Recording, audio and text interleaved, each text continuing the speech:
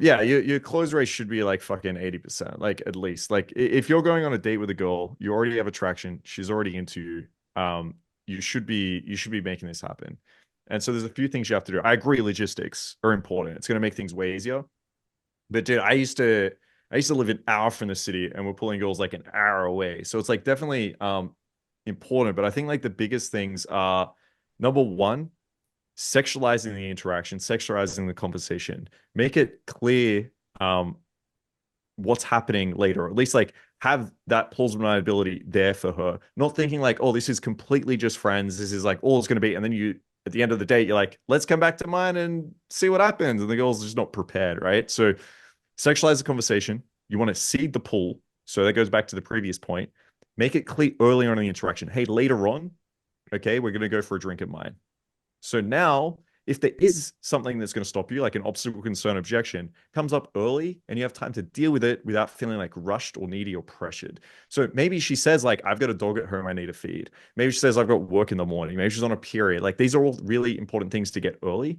And then the last point here is you have to get good at dealing with these concerns. Okay. A girl can be attracted to you, she can be into you. But again, these reasons where girls aren't ready to sleep with you, it might be because they have a rule. I don't sleep with guys on the first night. It might be that she has work in the morning. So you need to fish for that, get it out early, and then deal with it. So just simply asking why, right? Why can't you come for a drink at mine? And if she says, I've got work, deal with it. Hey, listen, I've got work early too. I start at 7. I will make sure you get home in time. If she's got a period, tell her you don't give a fuck. Or if it's like, hey, I don't sleep with guys on the first night, there's plenty of ways to deal with this. I like to just agree with the fucking girl. I'd be like, yeah, that's actually a really good rule to have. Right? I think that's awesome. To be honest, like if I was a girl, I would have that rule. Most guys are fucking rubbish in bed. They can't even make you come once, let alone like 5, 6 times. Okay. They are either really needy and like blow up your phone and never leave you alone, or they just want to fuck you and they don't give a shit, right? If I was you, I would wait too. Okay.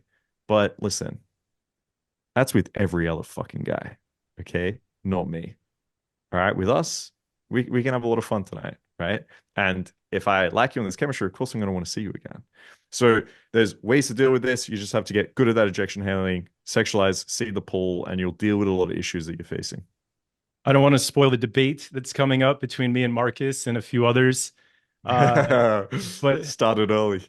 so yeah, no, we won't get into too much debate here, but I'm just going to say this for guys that are looking to get laid on the first date. First of all, be prepared to burn through a bunch of great opportunities with women that you could have had a shot with had you played solid game. So that's number one. Be prepared to do that. Number two, I do agree that if that is what you want, you need to somewhat sexualize an interaction early. I'm a big fan of sexual subcommunication to sort of test the waters, where I may talk about something more benign, but underneath, brewing beneath the surface, there's a little bit of sexual energy leaking out of me. You do want to find out logistics early on, because if she can't go home with you that night, and that's really what your goal is, you're going to want to burn that opportunity earlier and then move on to your next one, right? I don't think that logistics are always handled logistically, though. I think that if you run solid game and she starts to like you, all of a sudden her logistics get better. Maybe her friend can drive the rest of the group home, right? Maybe she doesn't have to be into work quite so early tomorrow. So I will sexualize early. I will seed. I'll find out logistics. But first of all, guys that want to get laid on the first date, be prepared to fuck up a bunch of great opportunities. We'll save the rest for debate time. Yeah, I think you're completely fucking wrong, but we'll debate that later. Sounds good. Well, Eric, I mean, you and wait, hold. I think there's like we can do Schrodinger's cat here. Like I think because this is what because I was listening to both of your ideas here, and this is kind of what I think. I let her sexualize things. So it's kind of what Marcus is saying, because so Marcus wants to sexualize things, and what Erik is saying is if you over sexualize things, then you could blow out the interaction. And I see both of your points. What I want to do is get her to sexualize things. So if she sexualizes things, then it's not going to blow out the interaction, even if we don't sleep together. And I'm always asking for compliance. So I don't need, so people talk about IOIs. I don't believe, and this is where me and Mystery disagree. I don't believe in IOIs. I believe in IOCs. I want indicators of compliance. She followed me back to my place. She took her shoes off. She got in my bed. These are indicators of compliance. At that point, Erik, if I have a girl in my bed, she's taking her shoes off and she's laying next to me, cuddled to me. If I go for make a move to try to have sex with her on a first date, there's nothing weird about that. She's not, in fact, she's going to hang out with me. Even if she doesn't want to have sex with me, it's not going to blow out the date. So I think there's a way to do what both of you guys are saying, where you still play good game, you don't blow out the set, and at the same time, you can have sex on the first date. I think yeah, I mean, it's about knowing how to sexualize well. Like the problem is when people hear sexualizing, they think it's, oh, I need to like make out with this girl or I need to touch her. Okay. Like that's when I say sexualizing, I'm not thinking about that. I'm thinking about creating a sexual vibe, building tension, and sexually like DHVing, right? So similar to what Michael's saying is like, yeah, getting the girl to sexualize essentially, like getting you to invest in that, getting you to chase through that. So yeah, obviously, like someone talked about autistic game earlier. Like if you start to sexualize and build sexual tension with this girl and you notice she's uncomfortable about that, you're not just going to push through and blow it out and you're like, fuck, I missed an opportunity. You're actually going to sit there and think, okay, I've lost compliance, right? I don't have compliance to this action. What is the reason behind this? Is it a limiting belief? Is it that I just don't have enough attraction? So to Erik's point, I want to go back, build that attraction, and suddenly like logistics change. Suddenly her opinions around should this be a more sexualized interaction? Should I sleep with him might change. So anyway, we'll save. Yeah, we'll save hey, guys, we could do all discussion on this because I'm sure Marcus has some great techniques on this too. I am a big fan of making her like getting her to turn things sexual. You can get away with so much more. Like I love to play innocent. I do this thing sometimes where I'm like hanging out with a bunch of girls and I'm like, these women are just, I'll have a video up. These women are just trying to use me for sex. And they'll literally just grab my dick. Like they turn things sexual. I found that when you turn things sexual, you get both things. You get to play solid game and get laid on the first date. So that's what I really like to do. Also, women having multiple women around because they're competing for your attention, they will turn things sexual quicker. If you guys want great examples of me getting girls to turn things sexual, watch my panel show, Access Vegas. I'm really good at getting the girls to turn things sexual. So they can never say that I did any of that shit. One of my favorite questions to ask girls all the time, I said, like, be real. Like, what did your boyfriend do to make you cheat on him? Ask girls this, what did we know it's his fault. What did your boyfriend do to make you cheat on him? And she'll turn things sexual from there. But that's one thing I really, really like to do because you get to do both. I really do feel like you can get to do both because I want a situation where if I let a girl know I want to have sex with her and she's just not comfortable in the moment, I don't want to blow it out to where I don't see her again. And at the same time, I do expect the vast majority of the time I'm going to have sex on the first date.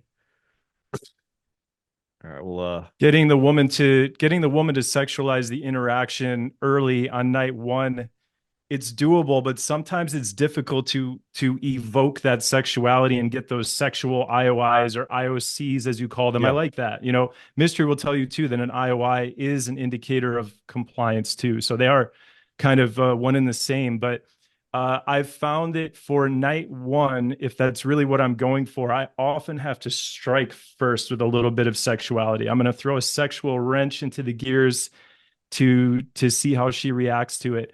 If I can get her to do it first, great. You know, I've just found that when I play a solid game, when I draw things out a little bit more, that's when I'm going to get the sexual IOIs evoked. That's when she's going to sort of sexualize. If I slow it down, she'll speed it up, right? Or another idea is just play the complete opposite. I'm a puritanical Christian. I think sex is completely disgusting. I can't believe people have sex. You heard what Marcus said before. He goes, most guys are terrible in bed. I would say something like, yeah, most guys are terrible in bed anyway. I don't know how you guys ever have sex with guys. Women are disgusting, or like men are disgusting. Sex is gross. And the girl will stop and be like, no, I fucking love sex. I love now she just turned things sexual.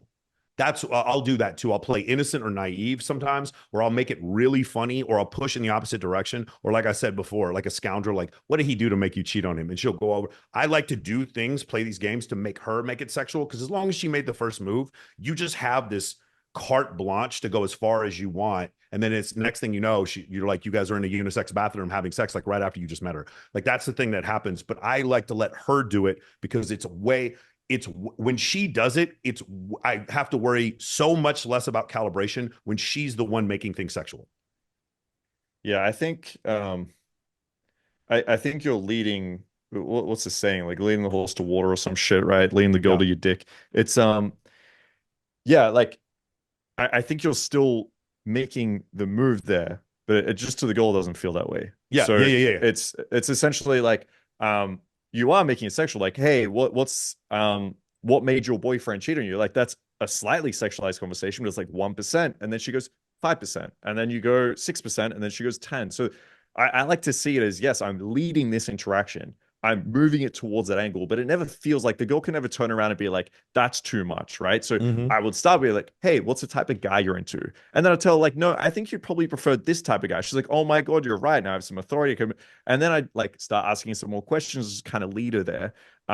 So yeah, I think there's like a right way to go about this that builds a lot of sexual attraction. You can have these conversations, and the girl can leave that conversation thinking like, fuck, this guy gets it. Okay. He's not trying to make out with me. He's not trying to like fucking grab my pussy just yet, but he gets it, right? He understands me, and he's probably going to be really good in bed if he understands all these things. And so girls will, yeah, they'll chase after that. They'll want that. So yeah, anyway, I don't want to get into this too much. We'll chat about this in a few days' time. And Yeah, yeah, I'm excited confused. for Can it. I interrupt for a second? Do you guys ever have negative experiences or see anything wrong with a woman who, out of the bajillion guys of the planet, she could choose to be in a room alone with, or in a restaurant at a table alone with? Any resistance to you bringing it, like making it sexual? I can't even fathom that there would be pushback for a girl who did spend 2 hours getting ready for you, put on her heels, are uncomfortable as fuck to walk in, her makeup, blew out her hair, did whatever to show up to meet you, and assuming she's not ugly as fuck, had unlimited other options, and she's gonna be weirded out when you make things sexual. Yeah, Maybe I'm not 100%. following, but Yeah, no, 100%. There'll be different you get reasons. pushback on that. Hey, It's You not. It's people have not get pushback. pushback 100%. or 100%. You will, because sure, sure. there's a few Can reasons, you elaborate? right? Because I Yeah, don't think I've ever 100%. experienced that. 100%. Okay. So if a girl is really, really into a guy, okay, she's like, this is the coolest guy I've ever fucking met in my entire life. Okay. And then he starts making it sexual. She might think like, holy fuck, I don't want to ruin this. Okay. I don't want to act like a fucking whore right now, because if he just sees me as that, maybe he just wants to have sex with me once and never see me again. This is really prominent in Eastern Europe. Okay. Like, damn, I'm going to pretend to be such a good girl because I think that's what most guys like. So you might get initial pushback there, and then you might have to be very clear. Listen, okay. I would say something like, listen, I'm Australian. All right. I think women are awesome when they're very open-minded. This is one thing I value. Okay. I think you should be honest, do whatever the fuck you want. I don't think you should care what anyone else thinks. Right. So that's one way to deal with like that one little objection. Other girls, it's yeah, so you have the whole like, I think is really awesome. Some girls, it's a slut shame thing. Like they just brought up thinking sex is bad, and they have like really limiting views around this. So teaching them that like sex isn't bad. Okay, you can have it, you can enjoy it, blah blah. Other girls are worried about just never seeing the guy again. So if I have sex with him, I give away my power, which is like a lot of times true. And they use it as like a game tactic. They're taught Yeah. this in fucking online books and shit. So maybe they're thinking like, hang on, I'm gonna play this a little bit, and I'm gonna try making chase, right? And that way, maybe I'll get to see him a few more times. And so yeah, you'll face all of these like little objections and shit. I agree with you. She's not gonna reject the idea because she's not into you. Like, She's I think gonna it'd be be weird like, if you I don't didn't want it to be sexualize sexual. it. That would be 100%. what make it Listen, awkward. That would blow it out. yeah, like my huge thing is sexualizing. My like the number one attraction trigger I think you can show for most men is sexual authority. I also do sex coaching. I run like BDSM workshops. I'm all about sexualizing. That's awesome. But I think it's important to know that there are going to be like certain levels of pushback there, and there's ways to deal with those though. Maybe it's because my style, even from the initial beginning, from the texting and stuff, is very romantic. You could say like lover boy game. So she's not thinking. I mean, she always has the thought in the back of her head, like the what if and the anxiety. But she's not, at least as much with probably with other guys, she's not worrying about, oh, he just wants to fuck me one time and then leave. In Latin culture, especially where I live in Brazil now, actually leaving Brazil, but where I live, the flake rate, if no one's ever lived in Brazil for a while or traveled to Brazil and stayed here for a significant time, you guys cannot imagine the flake rate here. I don't care what you think about any other market. I've picked up girls from Tennessee to Taipei, from California to Kenya at this point. I know every fucking dating market in and out. Nothing can compare to the flakiness of a Brazilian girl. So I got really, really good at my qualification. I got really, really good at making them feel special. There's something about our chemistry, our understanding, our sense of humor. We both hate wokies, and we're going to make dark jokes about eating babies, like whatever the fuck it is. There's something about our unique chemistry. And I found that reduced my flake rate a lot. And then also Brazil's a very, very sexual culture too. And I don't think I fucked a true like American girl since like 2016. I think that's the last time I put my dick, maybe like 2018 once. Anyway, I digress. But so maybe Trump maybe like in Latin, 2024. what'd you say? I say congratulations. That's Yeah, I'm thank you. happy for you. You're clean Yeah, now. You're absolved. You're pure. clean. Yeah, You're exactly. pure now. Yeah. You don't have all Hey, our but you don't have all our my- fucking cholesterol and our high sodium content and our wokeness. Yeah, it's good job. Yeah, the seed oils. But I don't know. I'm off on a tangent a little bit, but yeah, part of it is dating market, and like I'll say things outright to girls. Again, it's also Latin culture. They're more submissive. They respond better to dominant men. But I'll say things to a girl like out of the blue. Like we'll be eating. I'm like, how do you like your mac and cheese? Oh, it's good. Okay, cool. Well, what if this? What if I just treated you like a delicate, sweet little princess in the streets, but like my dirty little sex slave in the bedroom? How would you like that? And they just get like, you see like their eyes just like they won the lottery, like they know they have a winning lottery ticket, but they don't want anybody else. Like that's their reaction. And I don't know. I'll leave it open to some conversations. Yeah, no, I agree. Okay. Like it's going to be similar in Eastern Europe. Women respond really, really strongly to dominance there. So yeah, I mean, look, you're probably going to still, I imagine, like you could let us know, you're probably going to still face some girls that are like, oh my gosh, no, I'm not sure, and blah, blah. But yeah, for the most part, if you can display dominance with like South American girls, with Eastern European girls, that's going to like trump a lot of other things. And I think like you're missing an opportunity if you don't do that. I think there's like ways to transition in that, which you're probably using, and there's ways to make it smooth. But yeah, like being able to demonstrate that, I think is like a game changer. There's a lot of guys missing with these. It has to be balanced out with like the hardcore qualification and like I don't say lover boy game, because I know that lover boy can mean like other shady things now. Apparently, these whatever you want to call it, the romantic style game. I think it's very well balanced by that. I don't think that she's thinking, at least as high as other guys, that I just want to fuck her once and then leave her. I think that has to be balanced out. I think that's kind of the key. So Casey, let me just ask you a quick question, because I just want to clarify. So you've never sexualized an interaction and gotten pushback from it? Not on a date. Or put it this way, like maybe I've had like bad first dates, but I wouldn't say that was like per se the reason. Like it was going great until I tried to kiss her, then it got weird. I've never had that. Okay, because I feel like that's a pretty universal hurdle for men to get over, whether a dating coach, a newbie, an intermediate.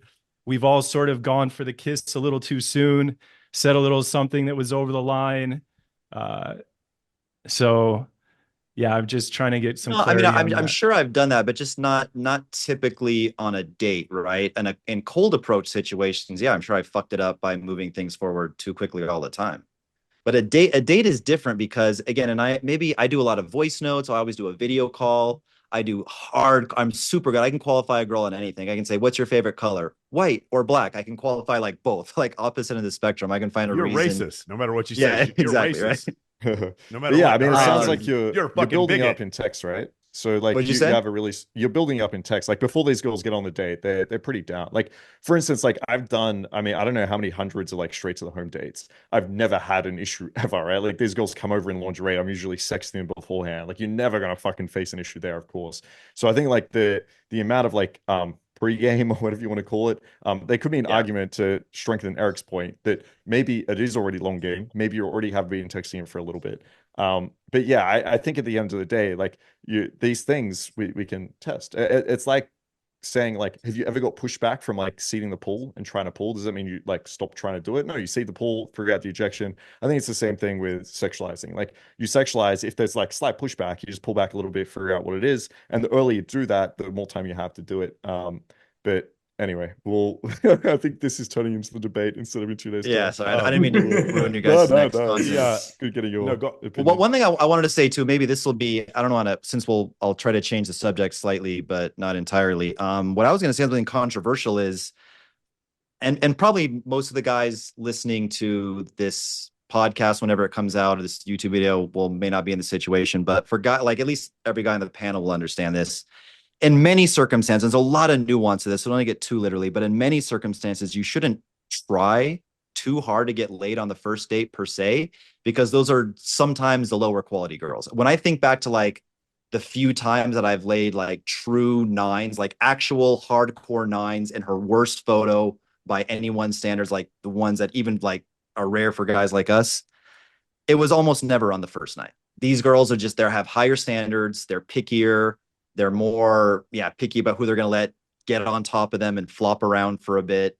And because they can, they're going to make you wait. So I find that for the higher quality, more beautiful, and again, there's so much nuance. Like, are you a tall, good looking white guy in the Philippines? Okay, you can, it's like that new Tinder meme that came out. It's like popular on Reddit, where like the Chad said in his profile, he just got out of jail for abusing women. Like, you could be that guy. You could open with, "Hey, I just got out of jail for beating a woman." But tall white guy in the Philippines, you're still gonna late on the first day. But I would argue that a lot of times you shouldn't try, because it means you're going after low quality girls in some circumstances. I don't know. I'm curious what Michael thinks here. Like, I've pretty much, like, most of the girls I've ever slept with has been very early, like almost mostly first night. And I'm just trying to think if I get more, like, if it's more difficult with hotter girls. I think it's more difficult to build attraction with hotter girls, obviously. But when it comes to like objections, I think it's more just like cultural. Like, I find in America, girls are way, like, they could be super hot, but they're just like down first night. It's like culturally acceptable. Whereas like you go to Ukraine, right? Or maybe not now, but a few years ago. Like trying to I have safety. Come with me. I have safety. Exactly. It's It's easy to pull to a bomb basically shelter. If you want to set up logistics, just find the nearest bomb shelter. It's easy to exactly. pull. It's the best Oh, place. I shouldn't say damn. that. I shouldn't say that. The ratio That that's would be pretty bad. Too interesting, many though. dudes, but you can Cut that part Eastern out. Europe, Eastern Europe, sorry, is there's like a lot of rejection. So you could have like a average Polish girl, right? Like 7 out of 10 or whatever. And she'll give a lot of, "I don't do this. This is not fair." And they are a lot harder to close than like a 10 in America. So I think it is more like culturally as opposed to looks, I've kind of noticed. But yeah, I guess maybe in America, like hotter girls might be like slightly more difficult or more picky or whatever it is. But yeah, for me, it's like very much cultural. So going back to what you said before, it definitely cultural. So I'm only talking to American girls, so I have to swim through this fucking ocean of obesity and what's it called? These girls feel like Burgers and entitlement. fries. It's ridiculous levels of entitlement. I still agree that they'll have sex on the first date, but it's just like, it's going back to what you said before, Casey. Like, for me, I almost exclusively go out with girls. Maybe you guys wouldn't think they're 10s, but they get attention like they're 10s, meaning these are girls that have 3-4 million followers on Instagram, stuff like that, or girls that are very, very hard to get their attention. And in these situations, when I let them make things sexual, or if I have the bigger, better deal, or if they feel enough psychological pressure from other women like approving of me through pre-selection or mate choice copying, those are the times when I end up sleeping with the girls who are 10s on the first date. That's usually what happens. But like what Marcus is talking about before, I'm usually talking to girls who initially don't like me, and I make them like me. I generate attraction through different cues in evolutionary psychology. So from that standpoint, while I definitely agree that if I went through and made every date sexual, I would definitely have some success. There are some girls who are so entitled that it's much easier for me to let them make things sexual, and then for them to also see that my ex-girlfriend was like a world-class bikini model. That also helps me with them. So I'm basically, if you guys are on a date with a girl, you've been texting her and things are sexual, she's kind of letting you know she already likes you before the date. Casey, I've been on dates with girls where like the girl, like in her mind, I have no shot because she's so fucking, in her mind, she's so entitled and attractive. It's just an American thing. And even then I'll end up sleeping with her on the first date because she's like, "Wow, I didn't realize how scarce this guy was," or what I had to do to keep his attention. So that's the only reason why I would say I don't try to make things overtly sexual on the first date.